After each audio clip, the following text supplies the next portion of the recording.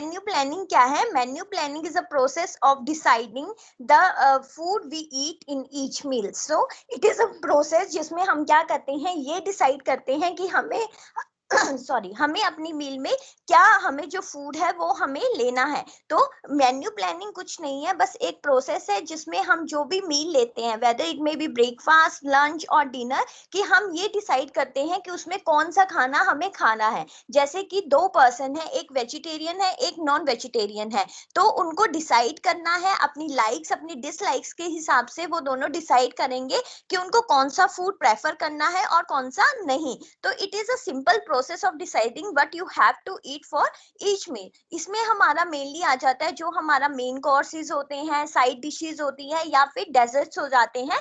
तो उसमें क्या है, मेनली जो एक पर्सन है वो अपने हिसाब से डिसाइड करके अपनी मील को प्रिपेयर करता है या अपनी मील को लेता है, जिससे क्या होता है उसको मोस्टली जो भी है डेली एक्टिविटीज है, फिजियोलॉजिकल प्रोसेसेस हैं, अगर वो न्यूट्रिशियस डाइट अपने हिसाब से लेगा तो इट विल हेल्प कि उनकी जो डेली लाइफ एक्टिविटीज हैं वो प्रॉपरली हो जाए. So it is the simple process of deciding but you have to eat to each meals.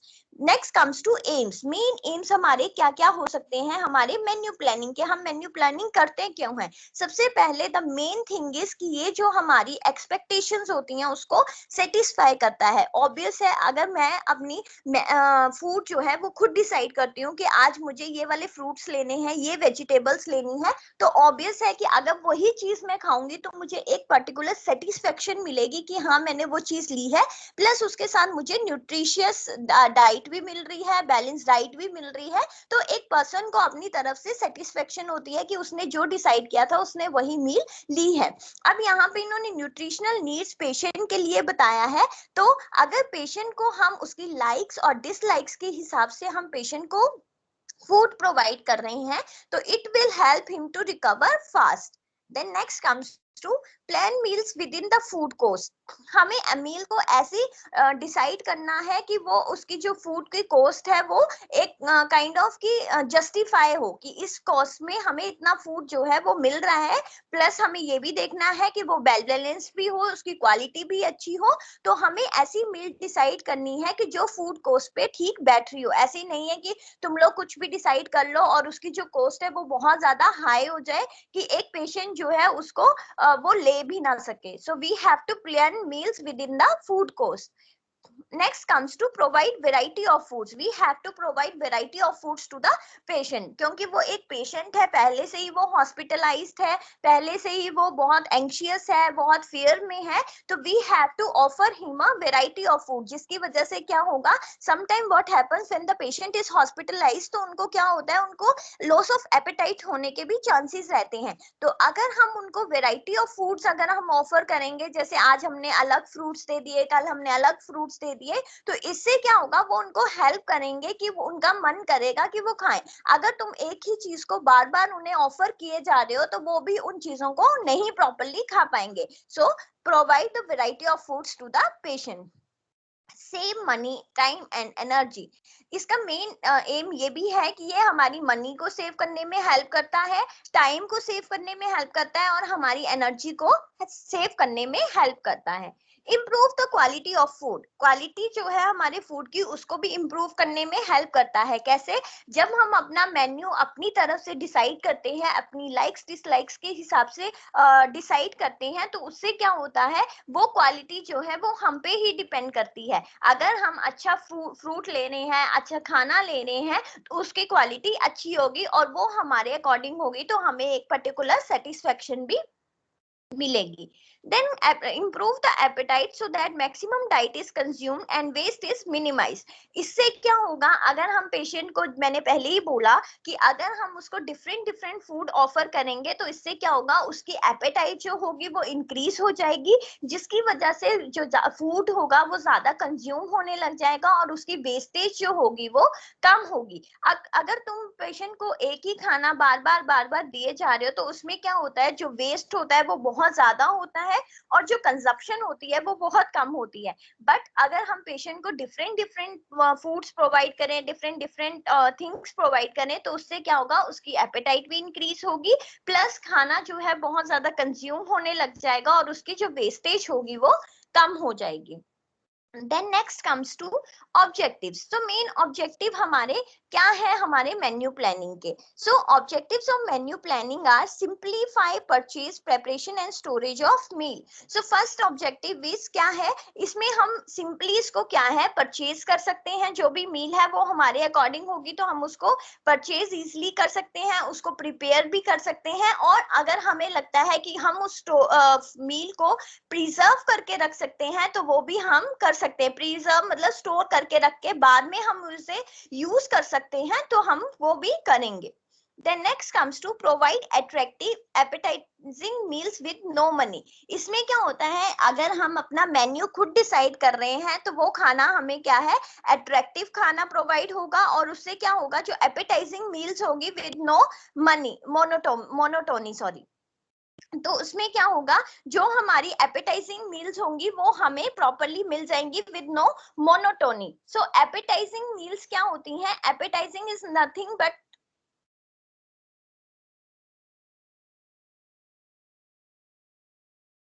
Okay, so appetising meals में क्या आता है हमारा, एपेटाइजिंग मील्स जैसे कि हमारी कुछ भी हो गया, जैलेपिनो हो गया, चिली पेपर्स हो गए, ये सारी चीजें अगर हम अपने फूड्स में मिक्स करके लेते हैं तो उससे क्या होगा, उसकी स्मेल भी जो है वो अच्छी होगी और उसका जो टेस्ट होगा वो भी हमें थोड़ा डेलिशियस लगेगा, जिसकी वजह से हमें क्या है अच्छे से खाना खाने का मन करेगा। सो इससे क्या होगा, एक तो अट्रैक्टिव फूड मिलेगा और हमारी जो एपेटाइजिंग मील्स होंगी वो हमें अट्रैक्टिव लगेंगी, प्लस उसकी स्मेल और उसका जो टेस्ट होगा वो हमें डिलीशियस लगेगा, तो ऑब्वियस है जो खाना होगा वो बहुत ज्यादा कंजप्शन होगा और उसकी जो वेस्टेज होगी वो बहुत कम होगी।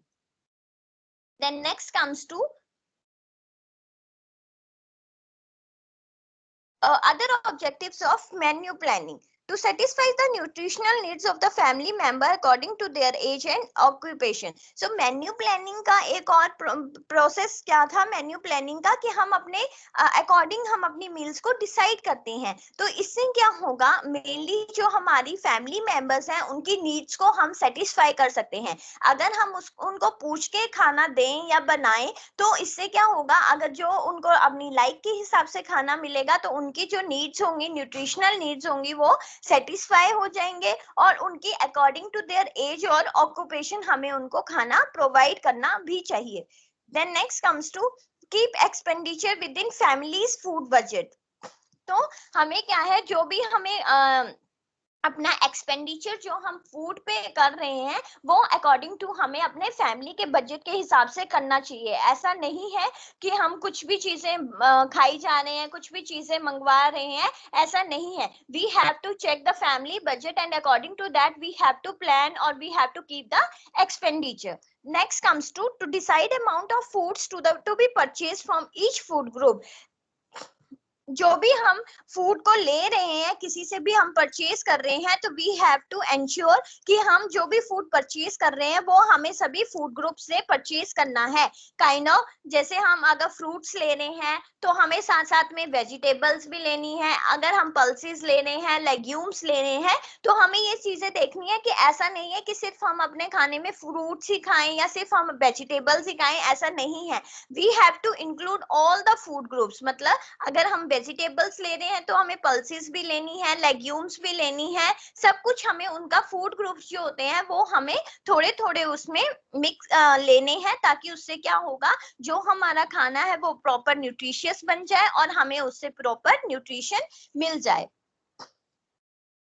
Then next comes to to consider family size and composition. जब भी हम अपना जो मेन्यू प्लानिंग डिसाइड करते हैं तो उससे पहले हमें अपना फैमिली साइज और हमें कंपोजिशन जो है पहले हमें वो कंसीडर करना है कि हमारा फैमिली साइज कितना है और कितनी कंपोजिशन, कितना खाना यूज हो सकता है, तो उस हिसाब से we have to purchase the food from the food groups. To consider food storage space and condition of storage to decide how often they need to purchase various foods.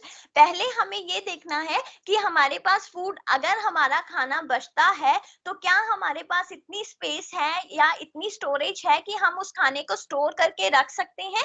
अगर हमें लगता है कि हाँ ऐसा है तो ही हम खाना जो है वो उतना परचेज करेंगे। अगर हमें लगता है कि हमारे पास स्टोरेज नहीं है, खाना बचेगा और उसकी वेस्टेज होने के चांसेस है, तो हम खाना उसी हिसाब से हम जो फूड है उसको प्रिपेयर करेंगे या फिर हम उसको उतना ही परचेज करेंगे। Next comes to prepare a food purchase list taking the food preferences of all the members. We have to prepare a food purchase list. हमें क्या है, सबसे पहले जो हम फूड परचेज करने जा रहे हैं, we have to prepare the list for that, कि हमें कौन सा फूड जो है वो परचेज करना है। और जब हम लिस्ट बना रहे हैं तो उसमें क्या है, हमें सबकी फूड प्रेफरेंसेस जो है वो लेनी है, ऑल फैमिली मेंबर्स की हमें जो है वो फूड प्रेफरेंसेस जो है वो लेनी है। मतलब कि अगर हम लिस्ट बना रहे हैं तो ये नहीं है कि हम अपने हिसाब से ही अपनी सारी लिस्ट बना ले, नहीं, हमें सभी फैमिली मेंबर्स जो घर में हैं उनके हमें फूड प्रेफरेंसेस लेने हैं कि उनको क्या चीजें चाहिए। तो जब भी हम लिस्ट प्रिपेयर करेंगे तब हमें ये चीजें लेनी है। Manage the time energy, use methods of preparation which retain nutrients without sacrificing palatability. So हमें क्या है, जो भी हम खाना बना रहे हैं, मतलब हमें ऐसे मेथड ऑफ हमें ऐसे मेथड ऑफ कुकिंग जो है हमें यूज करने हैं जिसकी वजह से क्या हो, हमें जो भी हमारा खाना है जो हम बना रहे हैं उसमें हमारे न्यूट्रिएंट्स जो हैं वो हमारे न्यूट्रिएंट्स उसमें बचे रहें और उसमें क्या हो, मतलब विदाउट सैक्रिफाइसिंग पैलेटेबिलिटी। पैलेटेबिलिटी मतलब क्या है कि ऐसे हमारे जो फूड जिसमें प्लेजर होना चाहिए, ऐसा नहीं है कि हमारा जो न्यूट्रिएंट हम खाना बना रहे हैं वो किसी भी मेथड से बना रहे हैं और ना ही उस खाने में कोई न्यूट्रिएंट्स बच पा रहे हैं और ना ही उसमें कोई भी प्लेजर बच रहा है। मतलब it's a kind of hedonic reward हम बोल सकते हैं कि पैलेटेबल वही होता है कि प्लेजर, कि हमारा जो फूड है उसमें प्लेजर होना चाहिए, वो अट्रैक्टिव लगना चाहिए, वो डिलीशियस लगना चाहिए, तभी हम क्या है वो खाना खा सकते हैं। मतलब उसमें न्यूट्रिशियस नीड्स भी होनी चाहिए, उसमें एनर्जी भी होनी चाहिए। ऐसा नहीं है कि तुम कोई भी मेथड से फूड पका रहे हो, ओवर कुक्ड कर रहे हो, जिसकी वजह से ना तो उसमें न्यूट्रिशन बच रही है ना तो उसमें प्लेजर बच रहा है उसको खाने का। So we have to ensure कि जब भी हम कोई भी फूड प्रिपेयर करें तो उसमें जो न्यूट्रिएंट्स है वो रिटेन्ड रहे और उसके जो प्लेजर है वो भी उसको सेक्रीफाइस ना हो। Then next comes to some meals that are appetizing and attractive and fit in the schedule of the members. We have to serve the meals for the family members ताकि ऐसी meals हमें उनको देनी है जो उनको attractive लगे, जो उनको tasty लगे, delicious लगे और जो उनके schedule के हिसाब से उनको fit बैठे। मतलब अगर हम उनको ब्रेकफास्ट देने हैं तो उसमें हमें ब्रेकफास्ट वाली ही चीजें देनी है। ऐसे नहीं है कि ब्रेकफास्ट का टाइम है और हम उनको लंच ऑफर कर रहे हैं, नहीं, हमें उनको ऐसी चीजें देनी है जो उनको अट्रैक्टिव भी लगे, उनको डिलीशियस भी लगे और उनके स्केड्यूल के हिसाब से वो चीजें फिट बैठे। Then next comes to maintain and plan a budget for each food item. So we have to plan and maintain a budget. हमें जो भी फूड आइटम हमें परचेज करनी है उसके लिए हमें पहले से ही प्रॉपर प्लानिंग होनी चाहिए और पहले से ही हमें बजट जो है वो उसका तैयार करना है। मतलब कि अगर हम कोई भी फूड आइटम्स परचेज करने जा रहे हैं तो उससे पहले हम प्लान और बजट करके रखेंगे कि हमारा इतना ही बजट है, 2000 का ही बजट है, तो उसके अंदर ही हमें जो सारी फूड आइटम्स है हमें परचेज करनी है। Manage the time, energy and available material efficiently with the help of the family members. So हमें क्या करना है, जो भी हमें चीजें हमारी बची हैं या जो हमारे पास अवेलेबल मटेरियल है, हमें उन चीजों को भी उनके साथ भी मैनेज करना है, उनको भी यूज करना है एफिशिएंटली, ताकि क्या है वो चीजें यूज हो जाए और वेस्ट होने से वो बच जाए। मतलब अगर हम कोई चीज हमने एक बार परचेज कर ली और वो चीज हमने एक दो बार हमने यूटिलाइज भी कर ली, अगर उसके बाद भी वो चीज बचती है तो we have to utilise that. हम क्या करेंगे, उसको यूटिलाइज करेंगे, फैमिली मेंबर्स के साथ डिस्कस करके हम उन चीजों को कुछ भी बना सकते हैं खाने के लिए, हम उनको यूटिलाइज करेंगे जिससे हम क्या करेंगे उन चीजों को वेस्ट होने से बचा सकते हैं। Then next comes to importance of menu planning, कि क्यों जरूरी है हमारा मेन्यू प्लान करना, हम क्यों डिसाइड करें कि हमें क्या चीज लेनी है, हमें क्या चीज नहीं लेनी है। सो सबसे पहले क्या है, proper meal planning fulfils the nutritional request of all the family members. अगर हम प्रॉपर मेन्यू प्लान करके चलते हैं या मील प्लान करके चलते हैं, तो it will fulfil the nutritional needs of yourself and for the family members. Mainly हमारा मेन यही है कि हमें जो भी हम मेन्यू प्लान कर रहे हैं वो इसलिए कर रहे हैं ताकि हमारी जो न्यूट्रिशनल रिक्वायरमेंट्स है या न्यूट्रिशनल नीड्स हैं वो फुलफिल हो सके। If the meal planning is not properly done, it may satisfy the request of an adult, but children may not grow as they have to. अगर हम मेन्यू प्लानिंग अच्छे से नहीं करते हैं और हम एडिक्वेट न्यूट्रिशियस डाइट हम नहीं लेते हैं, तो it is okay for the adults, but for childrens उनके लिए क्या है, थोड़ी सी प्रॉब्लम हो सकती है। वो प्रॉपरली ग्रो नहीं करेंगे जितना उनको करना चाहिए, और देयर में भी चांसेस कि उनको कोई भी डेफिशिएंसीज हो सकती हैं। पीईएम भी हो सकता है, माल न्यूट्रिशन भी हो सकती है। सो हमें क्या है, इसीलिए जो अपनी मील है उसको अच्छे से प्लान करना है। अगर नहीं करेंगे तो एडल्ट के लिए कोई फर्क नहीं पड़ेगा, बट फॉर चिल्ड्रन उनको क्या होगा, उनकी जो ग्रोथ है, डेवलपमेंट है, उसमें कहीं ना कहीं कुछ प्रॉब्लम्स आ जाएंगी और वो उनकी प्रॉपर ग्रोथ नहीं हो पाएंगी। So this is very essential to keep them strong, healthy, free from disease and any deficiency. So obvious है, हमें proper nutritional requirement जो एक children की है हमें देनी है, because it is essential for the children कि हम उनको strong, healthy और free from any disease और क्या है, उनको किसी भी deficiency से हम बचा सकें। Then next comes to it saves times, energy and money. Menu planning क्या है, हमारा टाइम, हमारी एनर्जी और हमारी मनी को सेव करने में हेल्प करता है। और जो फूड हम सिलेक्ट करते हैं और उसको स्टोर करते हैं when they are in abundance, तो उसमें क्या होता है, जो भी फूड हम सिलेक्ट कर रहे हैं या जो भी फूड हम ले रहे हैं, तो हमें उसको जब हम ले रहे हैं अगर वो बच रहा है तो उसको हमें अच्छे से स्टोर करना है। मतलब अबंडेंस मतलब अगर हमने बहुत लार्ज क्वांटिटी में कोई फूड ले लिया है और हम उसको उतना यूटिलाइज नहीं कर पा रहे हैं, तो we have to store the food in a particular area. ऐसा नहीं है कि जितना यूटिलाइज करना था उतना कर लिया, बाकी रह गया, तो वो क्या होगा, वेस्टेज ऑफ फूड हो जाएगा। तो हमें उतना ही फूड लेना है पहले, तो जितना हमें चाहिए। अगर उससे लार्ज क्वांटिटी में हम लेके आए हैं तो we have to store that food in a particular area. Proper cooking of food from proper place save money as well as time. अगर हम प्रॉपर फूड को कुक करते हैं फ्रॉम प्रॉपर प्लेस, तो इससे क्या होता है, हमारी मनी भी सेव होती है एज वेल एज हमारा जो टाइम होता है वो भी सेव होता है। Properly planned food is palatable and appealing to the eyes. If the food is not good at look at, nobody will prefer it even though it has excellent nutritive value. अगर हम को plan नहीं करेंगे तो ना तो वो हमें प्लेजरेबल लगेगा, ना वो हमें अट्रैक्टिव लगेगा, ना वो हमें डिलीशियस लगेगा, जिसकी वजह से क्या होगा, वो फूड जो है ना तो वो देखने में भी अच्छा लगेगा और ना ही उसमें क्या होगा, कोई भी न्यूट्रिटिव वैल्यूज होंगी और ना ही उस खाने को कोई खाना चाहेगा। तो जब भी हम कोई भी मेन्यू प्लान करें तो वो हमें उस हिसाब से करना है कि जिसको भी हम खाना सर्व कर रहे हैं, ऑफर कर रहे हैं, उनको वो खाना प्लेजरेबल लगे, अट्रैक्टिव लगे, डिलीशियस लगे, जिसकी वजह से जो उनकी रिक्वायरमेंट है वो उतना उसकी कंजप्शन कर सके। Planning of meal should always be done according to budget of the family. वही है कि हमें जो मील प्लान करनी है वो अकॉर्डिंग टू बजट हमें प्लान करनी है। ऐसा नहीं है कि हम रोज ही सोच रहे हैं कि ये चीज खाएंगे वो चीज खाएंगे, बट हमारी फैमिली का उतना बजट नहीं है। So we have to plan everything according to the family's budget. पहले हमें फैमिली का बजट देखना है, उसके साथ ही हमें जो अपनी डाइट है उसको हमें क्या करना है, उसको हमें प्लान करना है। अगर हम ऐसा नहीं करते हैं तो इससे क्या होगा, हमारा जो फूड है वो बहुत ज्यादा कॉस्टली हो जाएगा और उसमें जो फैमिली का बजट है वो भी क्या है, उसमें भी कुछ गड़बड़ हो जाएगी। मतलब जितना हमें करना था उससे ज्यादा, बहुत ज्यादा उसमें एक्सपेंस जो है हमारा लग जाएगा।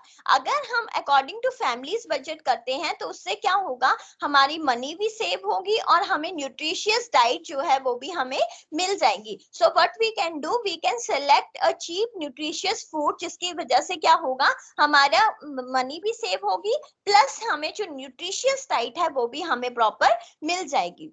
Next comes to, if the food is planned, then it can look after the customs and tradition of the family. अगर हम किसी भी मेन्यू को प्लान करते हैं या फूड को प्लान करते हैं तो वी हैव टू चेक कि वो हमारे कस्टम्स और हमारे ट्रेडिशंस के हिसाब से ही होना चाहिए. मतलब अगर हमारी फैमिली में सब वेजिटेरियंस हैं और अगर हम चाहते हैं कि हमें नॉन वेज खाना है, तो हमें ऐसा हम नहीं कर सकते, because we have to check कि हमारे कस्टम्स और हमारे ट्रेडिशंस हमारी फैमिली के क्या हैं. अगर हम नहीं खा सकते तो हमें वो चीज नहीं लेनी है.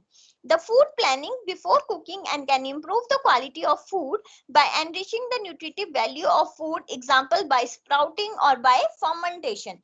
तो जो भी खाना हम बना रहे हैं उसको अगर हम कुक करने से पहले हम क्या कर सकते हैं, उसकी क्वालिटी को हम इंक्रीज कर सकते हैं, उसको और ज्यादा एनरिच कर सकते हैं और ज्यादा न्यूट्रिटिव बना सकते हैं. कैसे? बाय उसको स्प्राउटिंग करके हम क्या कर सकते हैं, उसका जो न्यूट्रिटिव वैल्यू है उसको हम क्या करेंगे, और ज्यादा इंक्रीज कर लेंगे.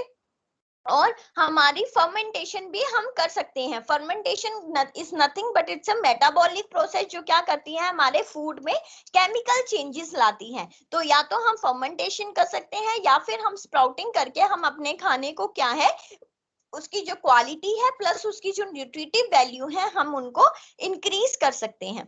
Then next comes to, it is economizing if the leftover food can be used up and the planning of next meal is improved. ये क्या है, जो भी हमारा खाना बचता है, मैंने पहले ही बोला है, अगर हमें खाना कुछ भी जितना यूटिलाइज करना था उतना हो गया और उसके बाद अगर कुछ भी थोड़ा बहुत भी मील में बच जाता है तो वी हैव टू स्टोर और we have to preserve that particular food. हमें क्या करना है, उसको अच्छे से स्टोर, उसको प्रिजर्व करके रखना है ताकि हम क्या है उसको यूज कर सके और जिसकी वजह से जो हमारी वेस्टेज हो रही है हमारे खाने की वो ना हो और उसकी जो कंजप्शन है वो हो जाए. So next comes to basic consideration in menu planning. A major consideration in meal planning for most families is the cost of food and the amount of money that is available for the food purchase. So main consideration क्या होती है एक family की जब वो meal plan करते हैं कि हमारे फूड की कॉस्ट कितनी पड़ेगी और हमारे पास मनी अवेलेबल कितनी है जब हम फूड परचेज करने जा रहे हैं. तो दे हैव टू कंसीडर, सबसे ऐसे नहीं है कि कुछ भी जाके उठा लिया और फिर उसकी कॉस्ट देखी, नहीं, दे हैव टू कंसीडर. जब भी वो मील प्लान कर रहे हैं तो उसमें उनको ये देखना है कि फूड की कॉस्ट कितनी है, उनके पास मनी का बजट कितना है, उसके बाद ही उनको जो फूड है वो परचेज करना है. Then next comes to, food expenditure are controlled by the best available purchase information, menu adjustment, adequate storage facilities, appropriate preparation techniques, and by control of waste from the point of purchase to the plate at the table. There are 3 steps in this process. So हम क्या है, food expenditure को हम control कर सकते हैं. कैसे? अगर हमें इंफॉर्मेशन जो हम फूड आइटम परचेज करने जा रहे हैं उनकी हमें प्रॉपर नॉलेज है, इंफॉर्मेशन है कि कहाँ पे हमें ये चीज जो है वो अच्छे रेट्स में मिल सकती है. अगर हमें इस चीज के बारे में अच्छे से पता है तो हम उसको क्या कर सकते हैं, एक्सपेंडिचर को कंट्रोल कर सकते हैं. नेक्स्ट, हमें एडिक्वेट स्टोरेज हमारे पास अवेलेबल है कि हम चीज अगर बल्क में लेते हैं तो उसका प्राइस तुम्हें भी पता है नॉर्मल से कम में मिलता है. तो अगर हमारे पास स्टोरेज ज्यादा है तो हम क्या कर सकते हैं, बल्क में लेके उस फूड को स्टोर कर सकते हैं. और हम क्या कर सकते हैं, अगर हमें अच्छे से प्रॉपर जो प्रिपेयरिंग टेक्निक्स हैं, फूड को प्रिपेयर करने की टेक्निक्स अगर हमें आती हैं तो उससे भी क्या होता है, हम अपने एक्सपेंडिचर्स को कंट्रोल कर सकते हैं. मतलब अगर कोई चीज हमारे पास बच गई है और हम उस चीज को यूटिलाइज कर रहे हैं तो उसमें क्या होगा, जो भी चीज है वो हम यूटिलाइज कर लेंगे और जिससे वेस्टेज कम होगा और जिसकी वजह से हमें नया फूड परचेज करने की जरूरत नहीं पड़ेगी. इन टेक्निक्स को there are mainly 3 steps in this process. हम कैसे अपने एक्सपेंडिचर को कंट्रोल कर सकते हैं, इसमें 3 steps हैं. First is the this include menu, market order, detail of preparing and serving the meal and aftercare. तो इसमें क्या आता है, हमारा मेन्यू आता है, मार्केट ऑर्डर आता है, डिटेल्स ऑफ प्रिपेयरिंग कि कैसे हमें खाने को प्रिपेयर करना है, कैसे हमें खाने को सर्व करना है, और उसके बाद अगर हमारा खाना बच जाता है तो हमें उस खाने के साथ क्या करना है. Next comes to put this plan into action or operation under constant direction or homemaker. हाँ, जब भी हम इस चीज को कि मेन्यू क्या है, ऑर्डर क्या है, कैसे प्रिपेयर करना है, कैसे सर्व करना है, उसके बाद उसको यूटिलाइज कैसे करना है, ये सब चीजें हम एक्शन में ला सकते हैं. बट जब भी हम कोई भी डायरेक्शन हो, हमें प्रॉपर डायरेक्शन होनी चाहिए, चाहे वो कोई भी मैनेजर हो या फिर हमारा कोई भी होम मेकर हो, उसकी डायरेक्शन के साथ ही हम इस चीज को एक्शन में ला सकते हैं. Then next comes to evaluate the outcome in terms of satisfaction achieved and recovery of the patient in the hospital.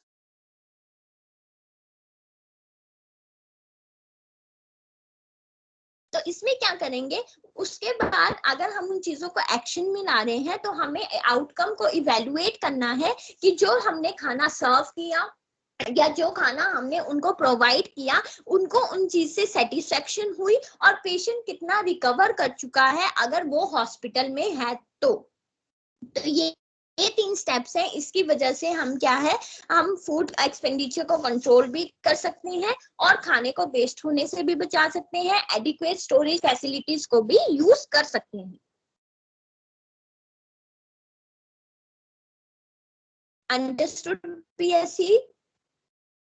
Yes, ma'am. Yes, ma'am.